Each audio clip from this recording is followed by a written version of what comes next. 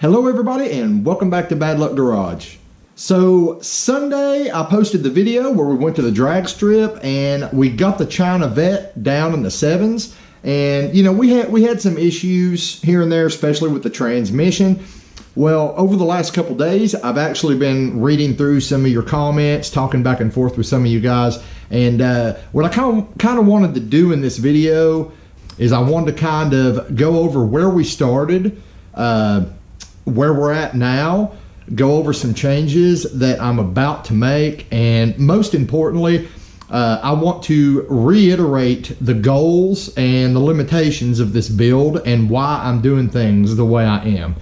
Now, I did do a video back when we first started the Chinavette project. In that video, I went over my goals, my budget, what I wanted to spend, and some of the comments I keep getting, I realize that a lot of the people have tuned in after that video. Maybe you haven't seen that video, or maybe you don't exactly understand what, you know, why I set those limitations and what the limitations are, and why, when, you know, some of you are trying to give me advice on products, things like that, and why I keep saying it doesn't fit the criteria, it doesn't fit the criteria. So, you know, normally I just say go back and watch that, you know, that goals video, but I'm going to kind of go over that here in a minute. But before I go over that, I think what I'd like to do is we'll just kind of, I've actually been keeping track of my times and everything, so we're just kind of look real quick at where I started, where we're at now, and then I'll go over, you know, like I just said, I'll go over what the budget was, and you know, why I'm choosing not to use certain products in this build, for those of you who haven't watched the original goals video, or plans and goals, I think that's what it was. But anyway, let's get started. What we started with is I bought a 2002 Corvette. All right, automatic, 273 gears. At the time I bought it, it actually had a Borla axle back exhaust system on it. And it didn't have an eBay intake. It actually had a, what was it? Not Veraram, the other V, a Volant. It had a Volant intake, air intake on it, which was just, I wanna say it was just busted all to heck. So at that point, I stated, you know, my purpose for this vehicle is I wanted to do like a dirt cheap 10-second, you know, all Chinese eBay parts vehicle. And, you know, that was the reason for the name, the Chinavette. So I did end up deciding to keep the Borla axle back. And I explained why in a previous video, but for those of you who don't like to go back and actually see what I've done thus far, I know there's some of you that just want instant gratification, so I'll just go ahead and explain it again. I was originally going to buy an eBay catback exhaust system. And if the Borla exhaust system that was on the car when I bought it would have been like the touring type exhaust or something like that, I still would have done that. The eBay exhaust system is $350 for the axle back. The reason I did not buy it is because I have the Type S Borla exhaust system. Now, if you look at those $350 eBay systems, you'll notice they're exact clones of that exhaust system. They copy the Borla S-type exhaust bend for bend, and they both just use a straight through muffler. So I would assume there would be almost zero difference in performance between those two exhaust systems, other than the Borla may possibly last longer, but they're clones. They both use a straight through, like 12-inch long muffler. I mean, you can't really fuck that up, guys. So there was no point in me spending more money. I just left the Borla catback on it that was already on it. But that being said, when I say I have spent $750 on eBay parts at this point, that includes the $350 exhaust system that I was going to buy, you know, the Borla Type S clone. So I just want to clarify that. You know, I'm including $350 into the eBay budget to compensate for the exhaust system. So, you know, if somebody's wanting to reproduce this build or whatever, there you go. The only thing done to it at this point were the axle back exhaust system and the shitty little $45 or $35 actually eBay intake. And when we took it to the track, they were having trouble printing out the time slips.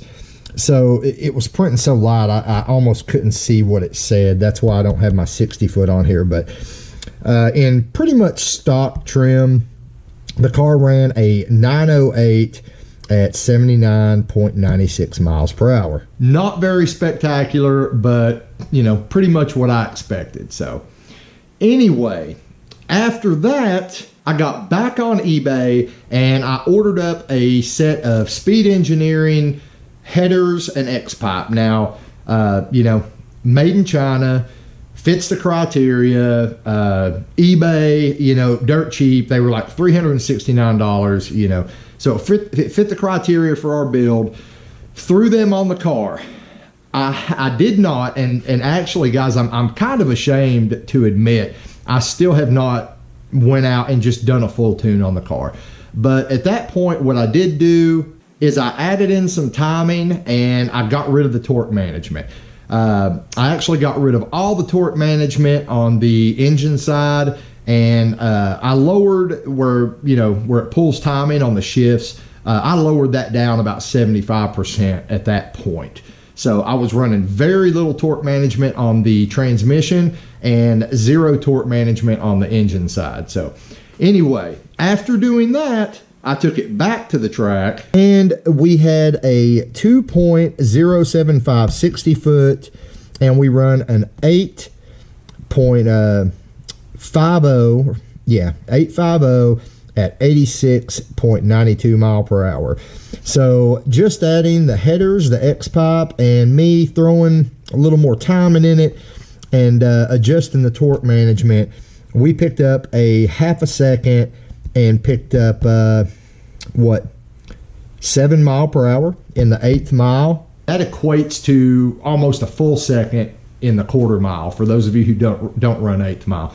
So that was actually a pretty huge freaking jump for just just me adjusting the timing and putting on headers and an X-pipe. So I was real happy with that. Actually, I got so happy. I ran the car several more times that night. And yes, there's a video. There's a video on all this, guys. I did videos of the install on all of the parts. It's all in that Chinavette playlist, just so you know. But I kept running the car, and it was pretty consistent, 805. So now at this point, I do need to say, in the budget that I originally set, I had looked up an eBay torque converter, for a little more stall speed, and I had put in there room for a sloppy stage 2 cam, which is, dirt cheap but proven cam that you can get on eBay for about $240. If you're doing a discount day, you can get it for almost $200 even, and the matching springs on a discount day for about $100. But anyway, that was worked into the original budget when I said it, if needed. But the idea was to work with what I already had first, just do the bare minimum first, and just, kind of try to creep up on the goal. And, maybe we hit the goal without having to spend the whole $1,500. So bearing that in mind, most of you guys who've been on the channel a while know Nitrous is my preferred method of power adder. So I've been playing with it for a long, long time. So I have several kits laying around the garage here. So at that point, what I decided to do is just jump straight to the bottle. So I already had it here. It wasn't going to cost anything. It wasn't part of the original budget. And so we wanted to go ahead and throw that on. And that is where things have gotten interesting. First trip to the drag strip on the Nitrous, I started out with a 100 shot, and I decided to use my ZX Nitrous kit simply because, it's got the wide open throttle switch built in, and it's a fairly cheap system. Not engaging the Nitrous until 3,000 RPMs, and leaving the timing at the stock NA settings. On a 100 shot, my 60 foot still about the same because, you know, nothing's changed before the 60 foot marker. That's about where we're kicking it on at. So 201 60 foot. 8th mile dropped over a half a second, guys, with a 100 shot. Dropped down to a 7937, and mile per hour went up 11 mile per hour to a 95. Now again, keep in mind, if you're running quarter mile, what I'm showing you back here, you know, is you can roughly add about 30%, maybe a little more to it, and that's going to be your result in the quarter mile. Okay, I'm running 8th mile right now. The goal's a 10-second quarter mile car or a 7-second 8th mile car, which equates to like a 1094. I'm actually shooting for at least a 6.9, just so I know for a fact. But anyway, you know, that's one of the goals. So at this point, we've dropped a total of, you know, over a second. Yeah, guys, well over a second off of our 8th mile time, which would equate to about 1 3/4 of a second, 1.5 to 1 3/4 of a second off of our quarter mile time. Pretty good when you think about the fact that at this point, not including the nitrous system, I'm going to go over that here in a minute, but not including the nitrous system, at this point we had only spent just a hair over $400. On this same trip to the drag strip, I decided to try to jet it up. Now here was where I started having issues, guys. We were already spinning the tires a little bit when we hit the nitrous up here because we are on our stock street tires. Well, I wanted to jet it for a 125 shot. I couldn't find the right jets, or so I thought. So I ended up jetting it for what I initially thought was a 150 shot. I've got ZX kits and I've got an NX kit. And the reason I use those two specifically is because they both use the same type of jets. The sizing is different, and in the nitrous install video, I kind of went over all this. But anyway, so what happened was I was trying to use the NX jet chart to jet the ZEX system. Well, the ZEX system requires larger jets for the same size shot because of, again, reasons. I don't want this video to be too long, guys, but I went over all this in the nitrous install part 1 and part 2 video, so you can go back in this playlist and check those out. But anyway, I thought I was jetting a 150 shot. I was actually just jetting a 135, but it wouldn't have freaking mattered anyway because I had 0 traction. And here is the result. I actually ran on the 135 shot. My mile per hour went up a couple mile per hour, and my 60 foot was slightly different, but I actually ran exactly the same time with the 135 shot that I did with the 100 shot, and you can see I wrote here traction issues. So what was happening is I was engaging the nitrous right around the 60 foot mark. As soon as it would come on, the car would just skate the rest of the way. So at that point, I didn't figure there was any need to keep jetting it up or keep making passes. Now I did make another pass after that, and again, guys, there are videos for all this, but you know, it was kind of pointless beating on the car anymore when I knew my times weren't going to improve because of, well, traction. So bearing that in mind, I ordered some drag radials. We had a whole huge fiasco with that. That's all on video. Yeah, everything's on video, guys. You guys know that. But anyway, we had a fiasco with that. Ended up taking us about 3 weeks to get our freaking drag radials. But we got them on, and Sunday, we took the car back to the track. And we were not disappointed. We added the drag radials, and I went ahead and put the correct jets in for a 125 shot.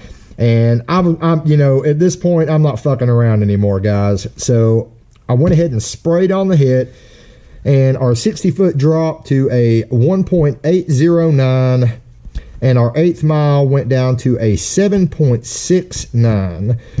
Mile per hour, though, which this is what was strange, our mile per hour was actually slower than it was on the 100 shot. It was a 95 mile per hour on the 100 shot, 94 mile per hour on the 125 shot. Now, of course, you know from the video I posted 2 days ago, when I went up there Sunday, my goal was to hit mid-nines. That was my goal, mid-nines. If I would have hit a 9.5, would have been happy with it. So what did we do? We made a couple more passes. Times really didn't improve. Actually, I ran a little bit slower. I tried, stalling it up a little bit. We're on the stock converter, and this car responds better when you pretty much just stab it than if you try to stall it up. In the original video where it was bone stock, we tried to stall it up and the times dropped too. So tried it again on the bottle, same result. The times actually, went up, they didn't drop. So no good on the trying to stall it up thing. So the way I've been launching it is I barely hold the gas. It brings it up to close to 1,000, just enough to take the load off so there's no shock, when I floor it off the line on the bottle. And I'm not going to say there's no shock, but there's not as much shock on driveline components. So that's the way I've been launching it, guys. That's what's been working for me so far. So at that point, still looking for my mid 7-second pass, I decided to jet it up to a 150 shot. And I was not disappointed. With the 150 shot on the hit, our 60 foot dropped down to a 1.72, and our quarter mile time was a 7.42 at 97.52 miles per hour. But we were slipping on the 1-2 shift at that point. Now, this was totally expected, guys. We're spraying not a buttload of nitrous, but for a stock engine at this point, we're spraying a very healthy amount of nitrous, and we're on a stock 4L60E transmission. Totally expected to slip. As a matter of fact, if I don't blow that transmission apart in the next couple track days, I will be highly surprised. And I actually addressed that in the goals video. I said the one thing I'm probably going to have to spend money outside of the budget on is going to be the transmission, because I highly doubt it's going to hold. But having reached my goal at this point, which, remember, our goal was a mid-7. We just ran a 7.4, guys. The goal for this track day was already met, but I wasn't satisfied. We still had the ZEX system. Now, the NX kit I have will go up to a 250 shot, but the ZEX kit that is currently on the car already will go to a 175. Well, you know what I did at that point, especially if you already watched the video. I threw the last jet in, guys. I had to know what it was going to do. Again, I was not disappointed. I cut a 1.69 60 foot. So we are finally in the 1.6s on our launch, and we ran a 7.31 at 98.72 mile per hour, almost 99 miles per hour, guys. But if you watch the video, you know that 1-2 shift was freaking horrible. As a matter of fact, that 1-2 shift took so long. I've said it, and several of you have said it in the comments. That was probably a 7-1 or possibly even a 6-9 pass all day long if that transmission would shift right. You know what, guys? It quite possibly could have been, because after reviewing the data logs of that last run, I figured out that it took from initialization to completion, that 1-2 shift on that pass took a whopping 1.27 seconds, guys.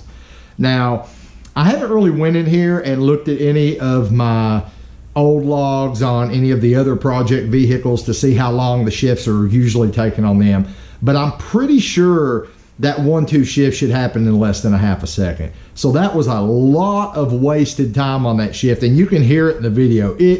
It's like, I mean, it just, it was horrible, guys. That was a sad shift. The shift on the 150 shot wasn't much better, And the shift on the 125 shot, it was already showing signs of, you know, sloppy shifting. But that on the 175 shot, like for a split second, I almost let out of it because I didn't think it was going to complete the shift. It was that bad. But anyway, guys, so that's kind of where we're at, and I'm really happy with where we're at.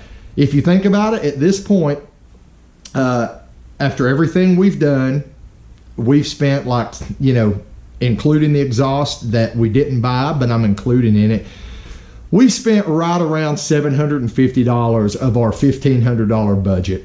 And in the 8th mile, we're about 0.3 of a second away from our goal, and possibly just a transmission shift away from hitting it, guys. For those of you who don't know, our time equates to about an 11.4-ish in the 1/4 mile. So, you know, we're less than a half a second away from hitting 10s. And like I said in the beginning, in the goals video, I don't care if it's a freaking 1099. As long as there's a 10 in front of it, we've hit our goal. All right, guys, now that you know where we started and where we are, let's go back over our goals. So here's what's going on. I keep having people, some of you guys have actually done it several times, and I keep trying to explain things, but it takes forever to keep typing the same thing over and over in the comments, guys. So I just want to go over this. Now, I'm not trying to be a dick, okay? I realize the suggestions that you guys are making to me are great suggestions. They just don't fit the criteria of what we're currently doing. Off the top of my head, the torque converter thing. Several of you are saying I should use a Freak Show, I should use a Circle D, I should use a PTI. Here's the problem, guys. Again, they don't meet the criteria, okay? So here was the deal. When I first started this build, I went over kind of what I wanted to do and you know, how much I wanted to spend. Now, I already had the nitrous kit, so that was not included in the money I was going to spend. Originally in the video, I said I wanted to make this car run 10s. I wanted to do it for $1,500, or with $1,500 in nitrous parts and some, in nitrous parts. God, I said I wanted to do it for $1,500 in eBay parts and with a little nitrous. So, you know, that was the deal. I also said I wanted to try to avoid using any big name brand parts, guys. So obviously Circle D's out of the question. You know, PTI, like all these converters you guys are suggesting, number one, they're priced too high. I set a $350 limit for a torque converter. Number two, you know, most of them that you're suggesting are big name brands or name brands at all. You know, the whole idea here is we're getting like rock bottom parts off eBay. That's why it's called the Chinavette, guys, because most of the parts on it are made in China, or they're at least the cheapest parts that we could get for the money. So I hope you understand why when you're suggesting, you know, like these $500-600 plus torque converters, that's why I can't use them, guys. Like, you know, most of the torque converters you guys are suggesting would cost me, well, right at $500 or $600, and that would be our whole budget blown right there. Besides that, I may be able to hit the goal without even buying a torque converter or a cam, and we had the cam in the budget too. That was the plan from the get-go, guys. The plan was intake, headers, X-pipe, exhaust, torque converter, shift kit, cam. And I had already looked everything up on eBay, and all of that was going to ring in right under $1,500, okay? So this whole build was planned out.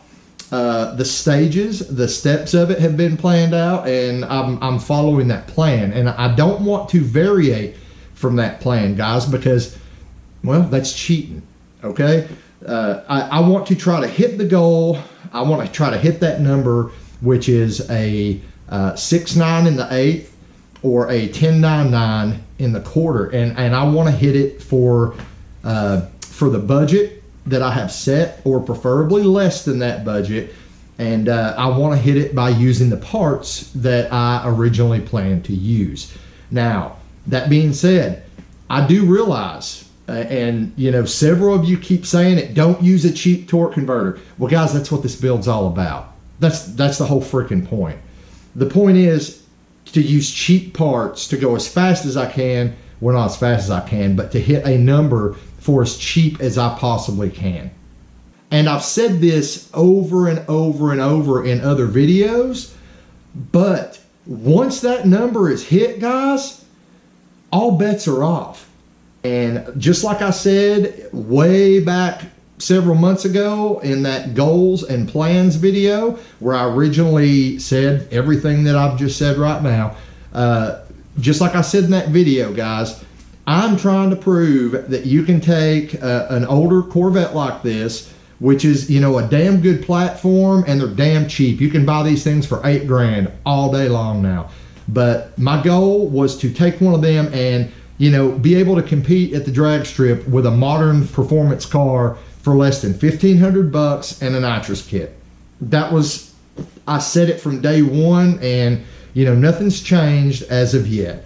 But once I hit that 10-second goal, then all bets are off. And the reason I'm doing this in steps is because I am really hoping that I will hit that 10-second goal before I have to just buy all these cheap parts.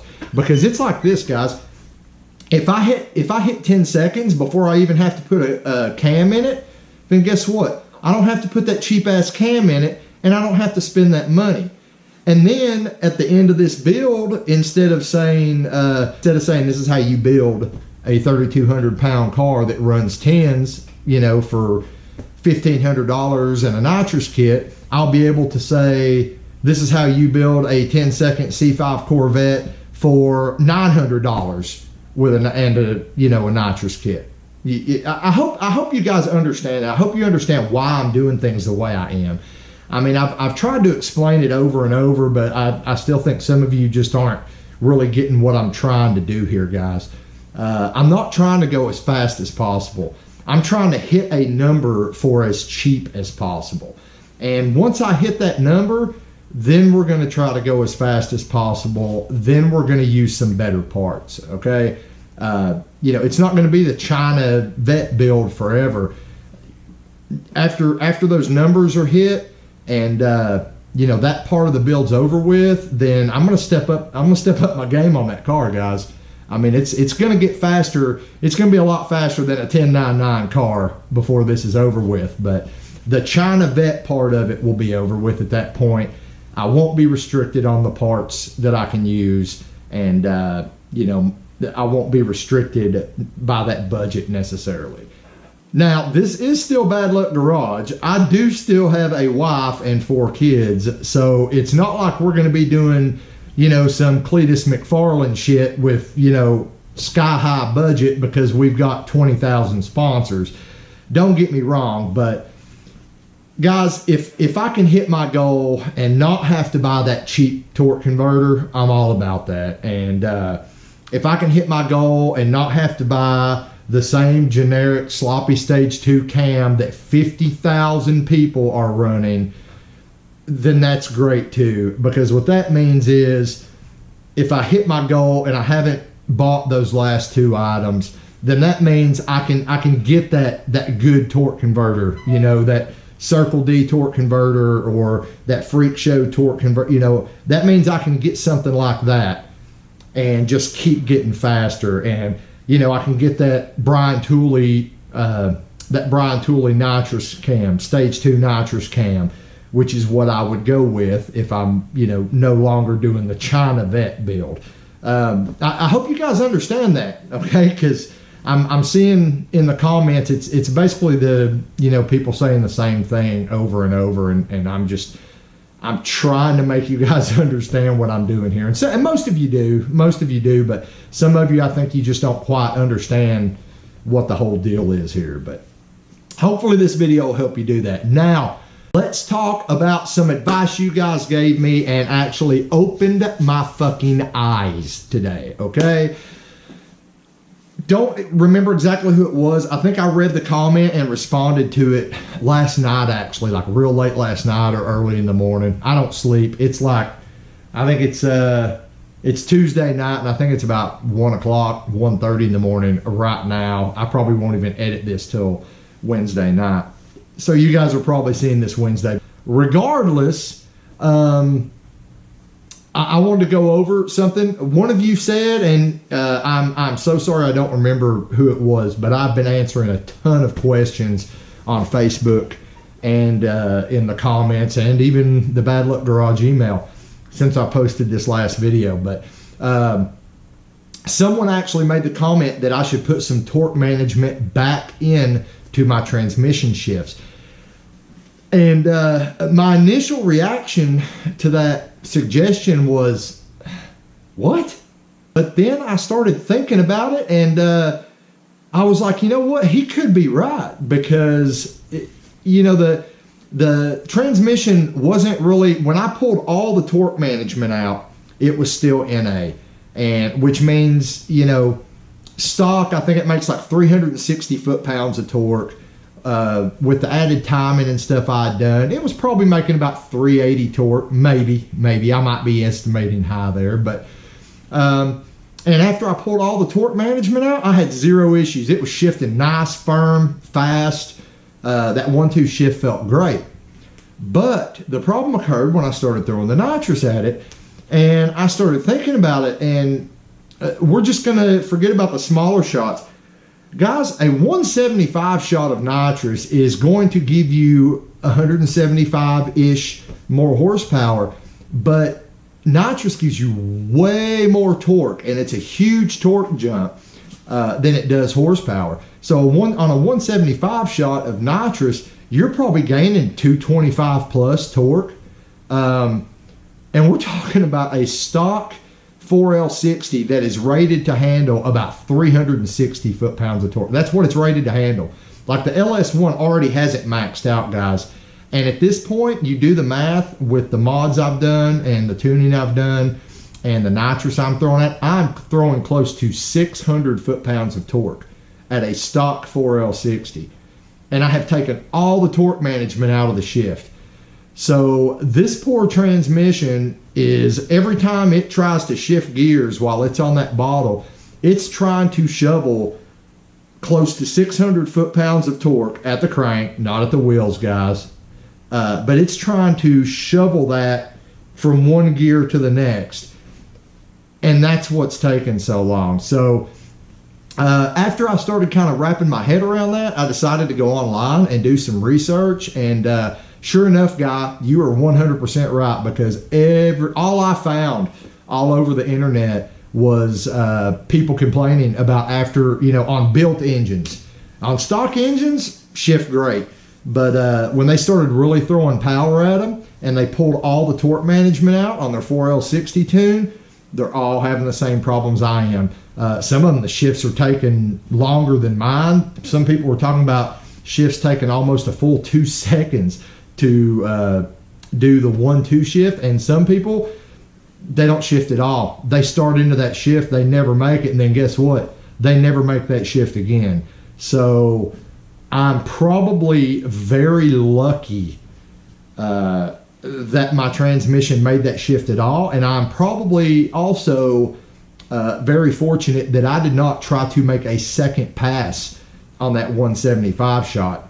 So anyway, what most people recommend is to run 50, don't remove any more than 50 to 25% of the torque reduction on the shifts. So what I'm going to do is I'm actually going to go back in my tune, and well, first I'm going to thank you. You know who you are, but I'm going to thank you for letting me know this, for opening my eyes. And I just said it a few videos back, guys. I take everything you guys say, and I stew it over in my head, because there actually was in the live feed I was talking about that. I'm not ashamed to admit when I'm wrong, and this is a knowledge sharing thing, guys. So if somebody knows how to do something better than I do, when you guys make suggestions, I do research it, and you know, this is a perfect example of that. And I've decided to put back in about 25% of the original torque management and see if that cleans up that 1-2 shift until I can get a shift kit. Now, that is also my next step. Since I believe that with a proper shift 1-2 and 2-3, because we're bringing third gear into this now, we're hitting 100 mile an hour almost, guys, so we're actually shifting into third right at the end of the track. So I believe if we can clean up that 1-2 and that 2-3 shift, I think we might have our goal. So we're probably going to try that, and maybe try the shift kit. I'll install it while it's in the car, and we may hit our goal without a torque converter and without a cam, guys. Like, it seriously might just take some nitrous, some tuning, headers, and a full exhaust system and an intake to get a 3,200 pound car with a LS1 in it into the 10s. So anyway, that's where I'm at, guys. Hopefully those of you who may not have fully understood why I'm doing things the way I am, hopefully you understand now. So anyway, guys, those of you who have been watching this channel for a while, I want to thank you guys for watching. I want to thank you for sticking around, for all the comments. You guys are great. I think I've got a really, really terrific audience. I really do. I would say the majority of you guys, you know, you're here because you genuinely enjoy the channel, and I'm thankful for that. I hope some of the things that I do, I hope it helps some of you guys out. I know you guys help me out all the time, and I really appreciate that too. For those of you who may have just recently found the channel, or if maybe this is my first video that you're seeing, I highly encourage you to go back and check out the Chinavette playlist. It's the Chinavette Budget C5 Build playlist. Everything, all the details about the car, where it started at, all the details are in the playlist, guys. So any questions you have are in the videos up to this point. I've done full install videos for the nitrous, the intake, the headers, exhaust, etc. So it's all in that playlist. I also want to encourage you guys to check out some of the other playlists, the LS swap tech tips, etc., etc. And think about subscribing if you haven't already. So for now, guys, if you like this video, give it a thumbs up. Get out in the garage, get something done, and I'll see you next time here on Bad Luck Garage.